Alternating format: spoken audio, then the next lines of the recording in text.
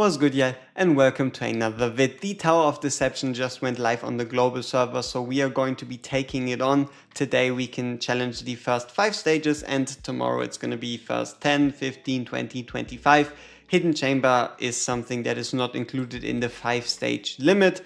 So the game plan is simple. We'll be taking on stage 1 through 5 in this video, and I'll be giving you my solution to Hidden Chamber 1 later today because I expect it to be a bit more difficult. This is the team we are going with, and if you're wondering about the gear level, then this is it. Left side gear, yes. Right side gear, no sets. Artifact level wise, maximum 10. You get the whole gear at the end, and unit wise, you can see we're basically bringing like the free-to-play adventures, and the way this works is I'll be pretty much giving you the also even potential replacements, but at the end of the day what you really just want to do is you bring a unit that does the same role but is, for example, just of a higher rarity and can then perform the role better. So right here you need 2 things, and that is a tank that is able to block 3 or a sufficiently strong fighter. And here you're going to be needing a fighter. The game plan here is to take out these guys before they jump into the water and transform into these stronger versions of themselves. And pretty much that is also what we're doing here. And after that, we pretty much have self-sustaining Wrath with the heals. We've got Idril for the range. And we're going to build our little kind of formation down here to pretty much just take care of these swarming enemies. I don't think they have like a particular weakness to a certain damage type, but I guess we can check really quickly, and you can see defense and magic resistance are equally matched on the bottom row units. So yeah, we're just bringing Iona for that sweet AoE DPS. Could obviously also be a Soul Ale or whatever else you have at your disposal.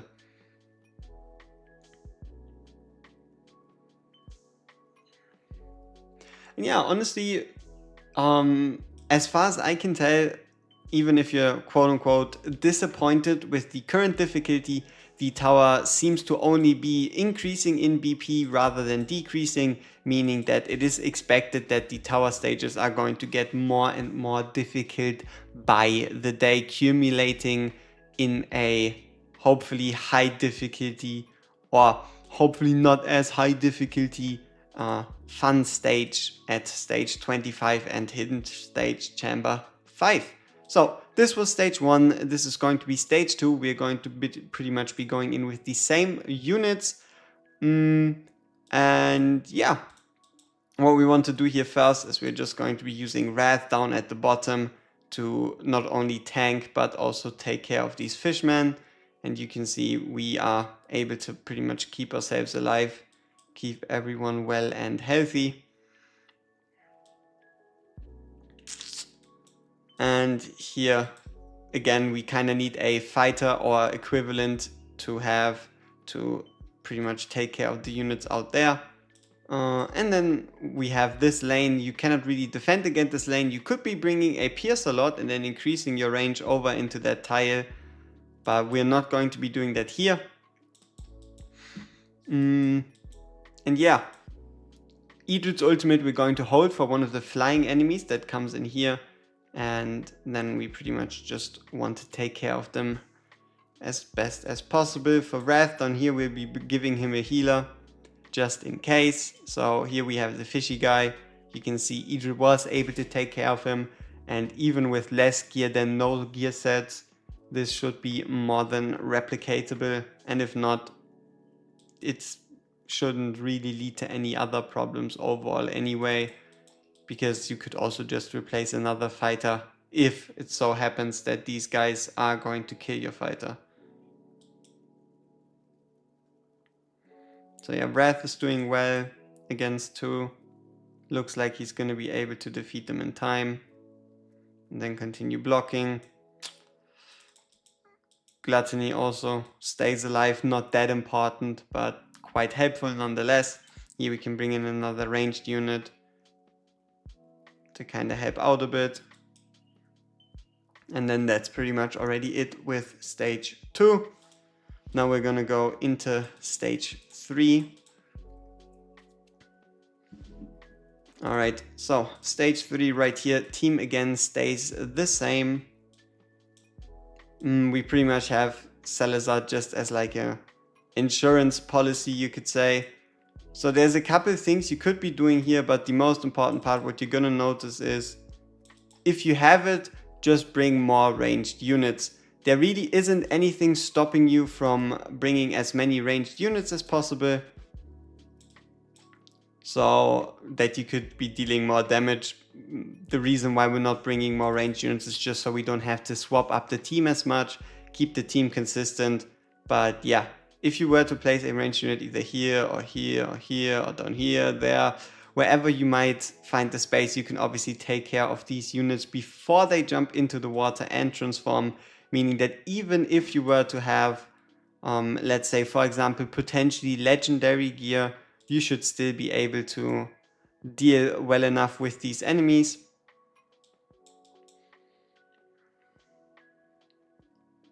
And the good part about Iona is we have this beautiful AoE so that we can hit both lanes, even though technically she only has enough range for a single one.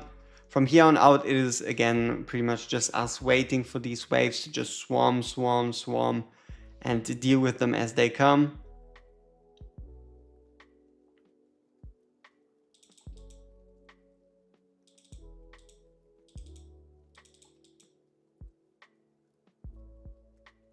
And yeah, there you've seen, there it was a bit close because Gluttony doesn't naturally have his 3 block, or better said 4 block, without the fighter artifact. So just bringing a different DPS right here or a different DPS over here is going to lead to pretty much the results you're looking for. And then you've seen these spear throwers also in that last wave that can kind of make a couple problems, but overall we were able to resolve this stage. And yeah, once again, just bring more platform units. You've seen it, we had still 2 open spaces to help out, but we didn't need to do so here. All right, now for stage 4. We're gonna keep the team exactly the same again. Going to go straight into the stage, and as you've seen, the starter location, or the first location where we see enemies, is down here at the bottom. So we're gonna be bringing in Breath to self-sustain and once again stop these fishies from transforming.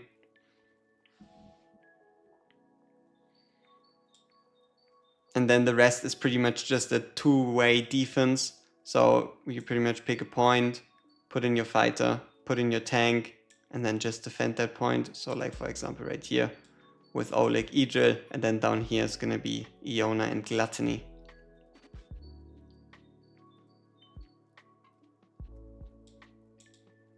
So here we have these laser fishies. These guys hit the last placed unit.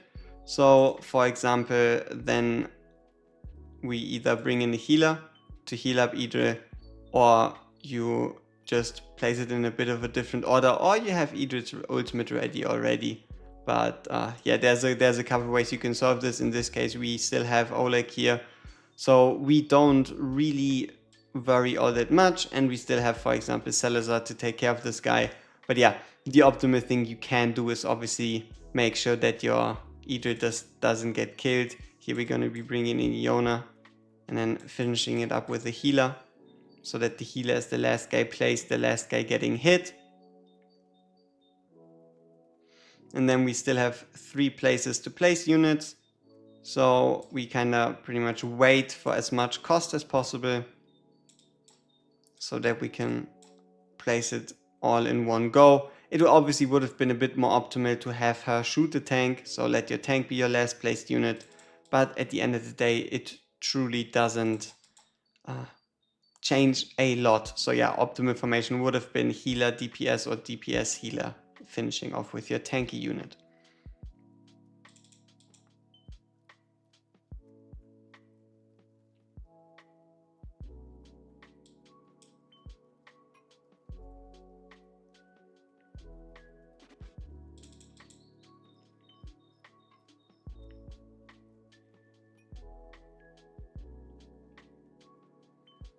Alright, perfect. So far so good. We're 4 for 4. Let's get into the boss. Alright, so it's time for stage 5. Make sure you check all the modifier boxes, otherwise you don't get the full rewards. And this is the team we're going to be bringing. Gear is pretty much still on the same level, as you can see. And yeah, unit wise we have pretty much our double tank in Oleg and Baron, our chunky self-sustaining units in Volker, Wrath and Gluttony, and then an AoE marksman, AoE mage and 2 marksmen. If this game were to load, we would also be let into the fight. Alright, so into the stage we go. We are going to be opening up with Volker as well as Brienne, so that we not only have marksmen who can reach over and start weakening these fishies, but also a fighter to not only block the top lane, but also help out with the range, because you cannot block off this tile completely. And then for the right side over here, we're going to be making use of Gluttony. And next to Gluttony, we're also going to be bringing in Idril, so that we can take some shots and lighten Gluttony's load, as well as also having a DPS on the ready to start dealing some damage against the boss, which now enters the field. For that, we're going to be bringing in a Vortex, and then finishing off our defenses with a Iona as well as a Oleg. So Oleg is now the last placed unit, meaning the one getting targeted. You've seen this big shot that stuns, that does a lot of damage, but then we can bring in Wrath to start putting some dents into this boss, and this boss does take more damage once you get a burn inflicted on the boss. So that's how this like kind of special rune mechanic works for this fight. And as soon as Wrath's job is done there, we can take him out with, again, the last shots going into Oleg rather than anybody else, because if the boss truly wants to, this stun shot does hit really hard. Here we're going to be making use of Iona's ultimate to just get rid of these guys fast.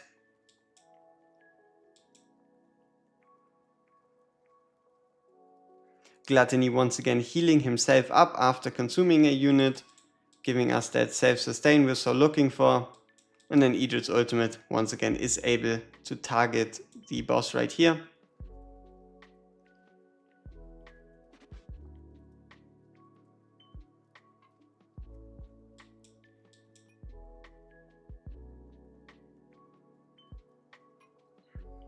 So Gluttony's ultimate is ready again, which means he can heal himself again.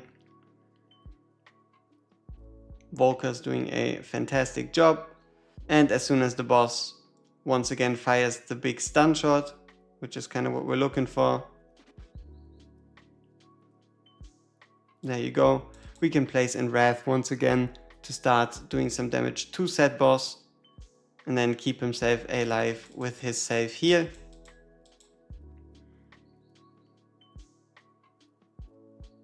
And then it's Idril plus Wrath doing some damage to the boss again because of the burn, making this shield non-existent. So this was the last guy to take on, and then here we have the ability to put in Baron as our secondary tank, and we can already start pretty much removing everybody else besides Idril, because at least Idril with her ultimate is going to be able to get some shots in later. From here on out, we're pretty much just gonna move forward. I mean, let me see. Yeah, we're gonna be placing Volker down so she can like hit over the barrier.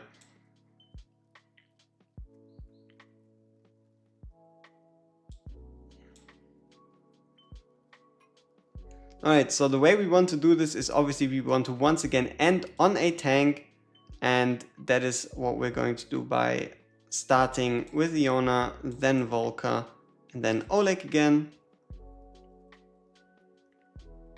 But what you're going to notice is this whole thing is pointless, because the boss is going to only attack our tank, because that is the way most bosses in this game work, and that is once a target gets blocked, they don't really yeah, they don't really focus anything else anymore. So sometimes even if the boss mechanic says XYZ, as long as the target is getting blocked, the main aggro is still on the same target.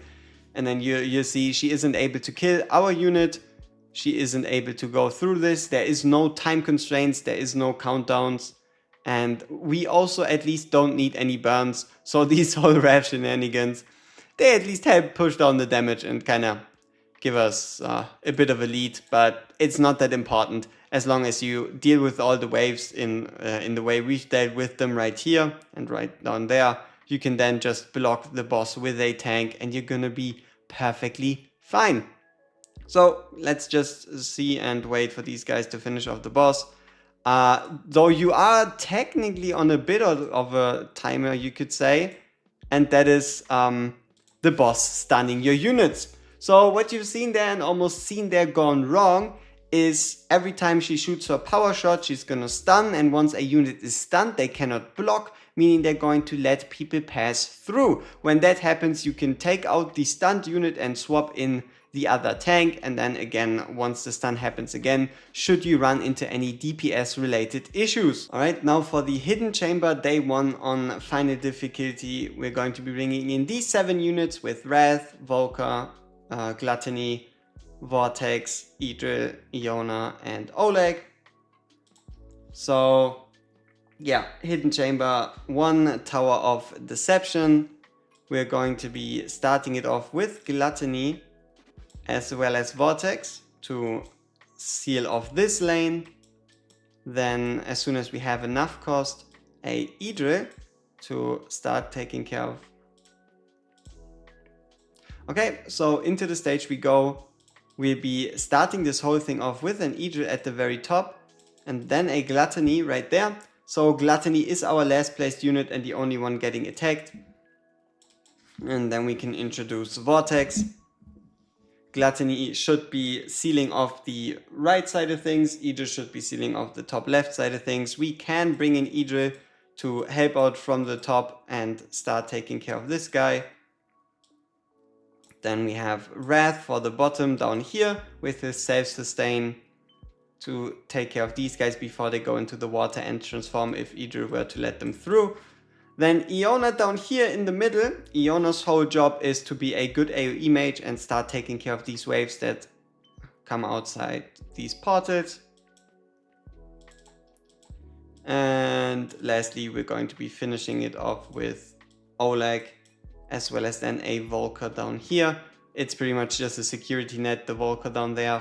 If someone were to pass Wrath, and Oleg is there, so we don't really need to worry about these guys coming out there and doing some unnecessary amounts of damage. So yeah, that's the whole team formation pretty much done. You can see Wrath is doing his very best. Iona is doing her best also to take care of these enemies. And with Volker's ultimate, because we were able to reduce the number of these guys transforming, she's going to be able to take care of them. We still have Idril's ultimate if we need some extra help. And then for the last guy, there you go. So this is how you take on every single challenge in the Tower of Deception for day 1. Just in case, I'm going to try to see if we can play stage 6. But as you see, currently stage 5 is the max and we see each other in the next one. Peace! Now, on the note of DPS related issues, after we claim our rewards, let's quickly go over all the gear used right here. So you have a Wrath in attack percent, crit rate, calamity, and then attack percent main stats, as well as a single crit damage piece with, for example, no attack percent roll. The more you can focus on attack percent, the better, because for this one we weren't using any inspiration units. If you can build in a Dolores, which shouldn't be particularly hard, obviously you can go with more crit damage. Here we have one piece of Warlord, but it really isn't all that crucial with a lot of attack and crit rate. Then here's some crit rate, crit damage, and crit rate, crit damage, attack speed, but overall the substats don't need to be as precise, and this 25 Idril scales obviously could have been something else. I just forgot to swap it out. Then for Idril we also have a crit damage piece, a attack piece, and then attack percent crit rate, as well as our best chess piece, you could say, with attack percent crit rate, crit damage. Wrath, yeah, we already ran over Wrath's gear.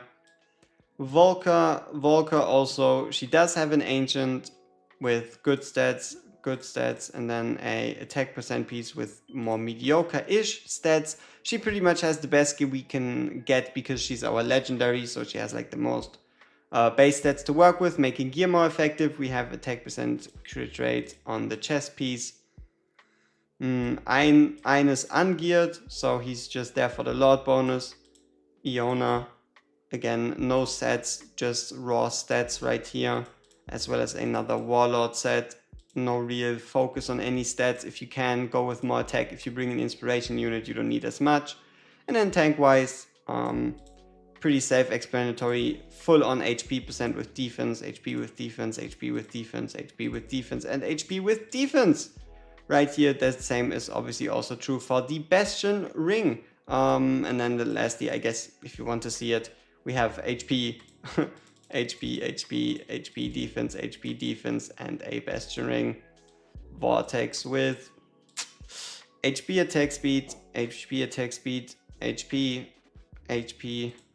and HP attack speed.